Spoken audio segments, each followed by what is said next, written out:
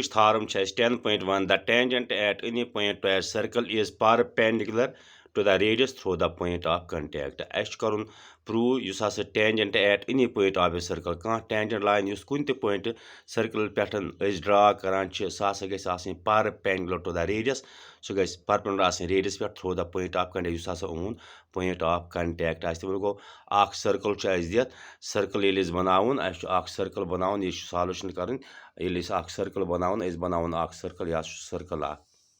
ye circle emek center chu o Yeli mek center bano was o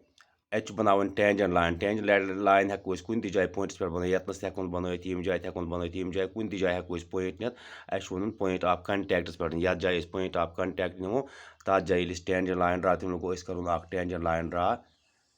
tangent line वया मे draw tangent line छु सु line आसान युस exactly 1 point अस लेखो xy is a tangent ये गई इमेज रेडियस OP यत लेखो अस p यह circle आग दिया तुम गो a circle US center ro xy is a tangent xy is a tangent to a circle at point p pattern at point of contact p prove karun to xy is perpendicular to OP ya karun OP is perpendicular to x के याश karun already prove यस हस tangent line ch at any point to a circle कुन te point पे yes tangent line draw करान च सो गस point of contact निश आसिन radius पे perpendicular radius च point of contact च ओंद के ये वा p के xy ch tangent line point of contact च वना the common point of a tangent line and a circle is called point of contact yes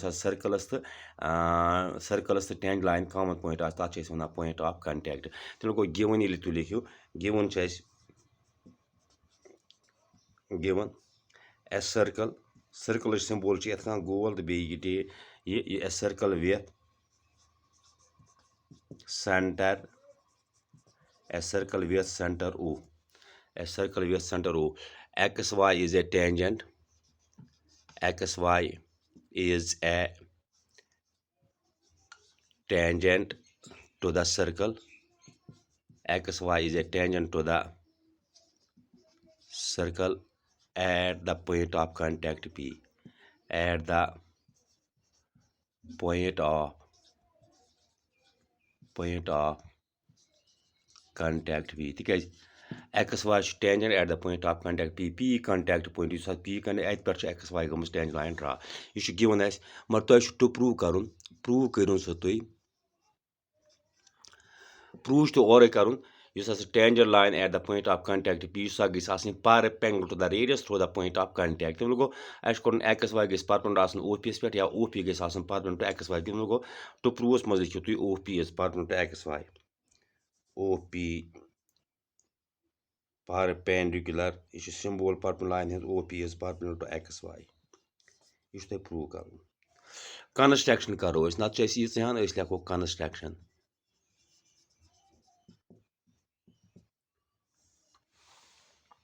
construction करो निमोन पॉइंट यतनस निमोन take any point Q on xy other than p construction मज लिखियो तो यह take any point Q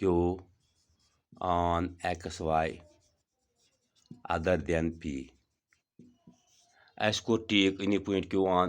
xy other than p and join करियन तुम OQ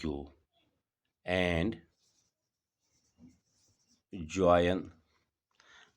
करियन तुम OQ meets या intersect the circle ये join कर OQ एम कोर intersecting the circle at point R एम कोर intersect circle at point R तुम गो ये join कर एम कोर R पे intersect circle अत R नाम पे प्रूफ अत प्रूफ दिन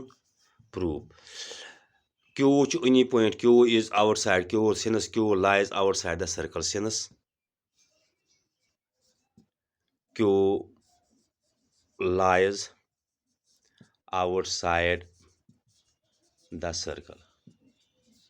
क्यू लाई गसान क्यू पॉइंट सर्कल नबर पॉइंट तेल हेको लिखित therefore O Q line therefore O Q line O Q बराबर O Q O R plus R Q बराबर O R plus R Q गो ओ क्यू नीर बराबर O R already O R O R तो O P radii of the same circle तुम गो O R O P एस पे ओ P एस बराबर गो ओ आर लिखोन O P plus R Q यम जाय लिखो because O P is equal to O P तो ओ आर बराबर तवे दुत मे ओ आर बदल O P this implies O Q P plus R sum of these two lines तुम गो O Q is greater than O Q is greater than O P R O P is less than O Q तेणु गो अगर यह O Q O R plus या O P plus R Q तेणु गो यह ओ क्यू हे greater than O P या O Q greater than R Q यह ओ क्यू हे दोनवन पार्टन नश बोड़ क्या दोन पार्टन सम समान ओ क्यूस बराबर तेल O Q greater than O P R O Q is greater than R Q तेणु गो O P less than O Q this implies तेल इम जान इम्प्लाई गसान यह this implies the line OP the line OP is the line OP is the shortest distance of all the line segments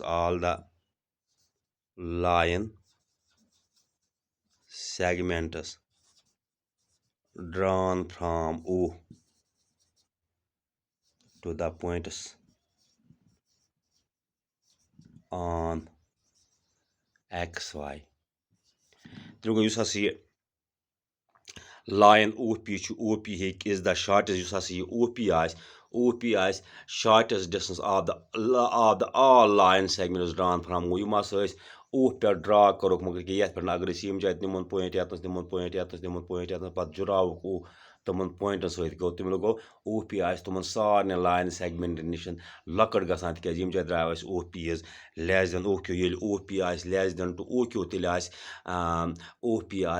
shortest distance of the all line segments drawn from O यम O पे draw करो to the points on x Y यम points निमो X Y पे चाहे यम जाए निमन पॉइंट नमन पॉइंट मगर पी बगैर ये ज्वाइन करो पी बगैर यम तो लाइन सेगमेंट ड्रॉन ग from O to the points on x y they are greater than OP, go OP is greater than less than all the line segments drawn from O to the points on XY. So, hence, shortest distance is OP, which is perpendicular to XY. ये गई proved. Tharm छु लॉकटी मगर important tharm छु तो ये tharm दिया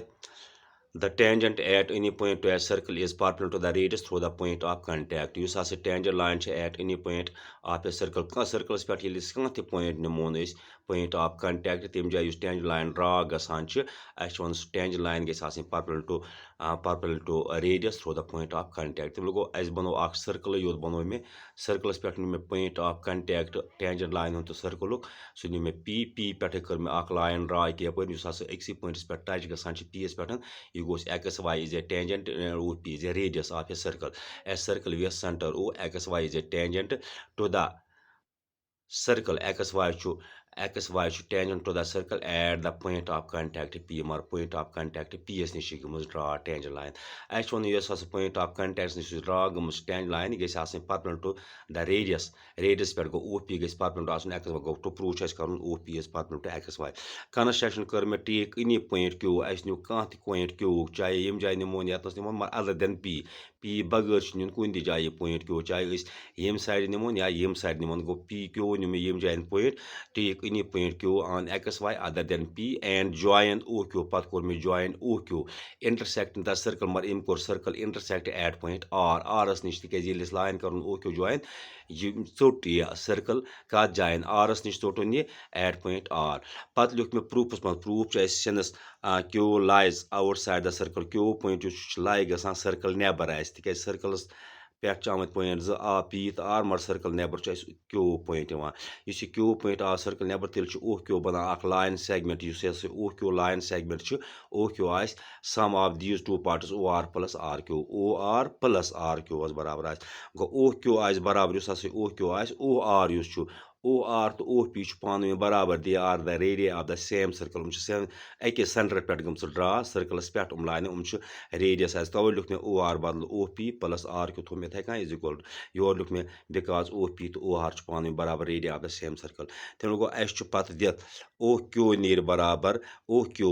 ओ Q is greater than O P यम निश बोड़ ये O Q is greater than R Q मगर तेल समी बराबर ये ओ क्यू करो बराबर तेल ओ पी आर क्यू करो जमा तेल बराबर गसान नत हुत ओ क्यू बोड़ कम निश पार्ट ओ पी निश बोड़ आर क्यू निश बोड़ दिस इम्प्लाई या R O Q greater than O P तेल हेको लिखित O P is less than O Q यमुक मतलब नारान this implies the line O P ये line O P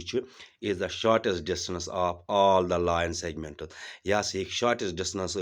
of all the line segments drawn from O यम O पे drawn करो line segments यम points निमोन पत x y पे कत जाय निमोन points ये एम जाय निमोन point पत अगर जुरावन यपर कुन ति जाय ये जुराव ये O तुमन point सहित तुम line आसन सारे बज O P निश गो O P shortest distance of the line all the line segments drawn from O to the points on x y यम x y सहित point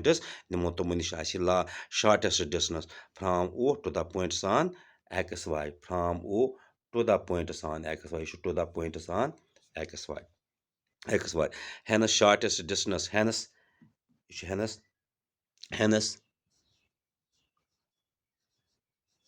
shortest distance you already perpendicular to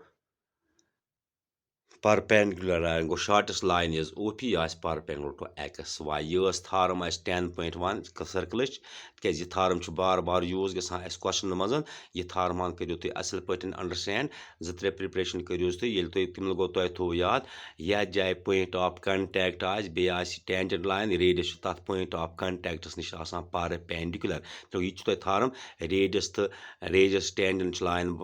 radius तो tangent line पान बनान 90 angle at the point of contact radius and tangent line makes an angle 90 degree at the point of contact